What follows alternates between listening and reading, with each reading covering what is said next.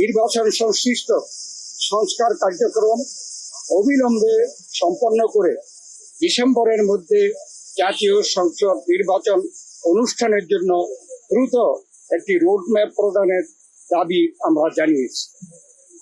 বাংলাদেশের মানুষ বিশ্বাস করে যে অন্তর্বর্তীকালীন সরকারের মূল দায়িত্ব হচ্ছে একটি সুষ্ঠু নিরপেক্ষ নির্বাচনের মাধ্যমে বাংলাদেশকে গণতন্ত্রে উত্তরণের প্রক্রিয়া দ্রুত সম্পন্ন করা হবে।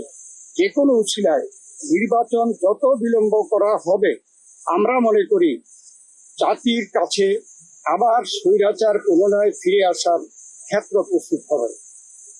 এর দায় দায়িত্ব বর্তমান সরকার ও তাদের সাথে সংশ্লিষ্টদের উপরে বর্তাবে। বিএনপি সম্প্রতি যে নানা ধরনের গুজব আছে, সেই প্রেক্ষিতে আমরা বিএনপির পক্ষ থেকে বলেছি, বিএনপি কখনই প্রধান উপদেষ্টার পদক্ষেপ চায়নি, বরঞ্চ প্রথম দিন থেকেই এই সরকারকে সর্বাত্মক সহযোগিতা করে আসছে।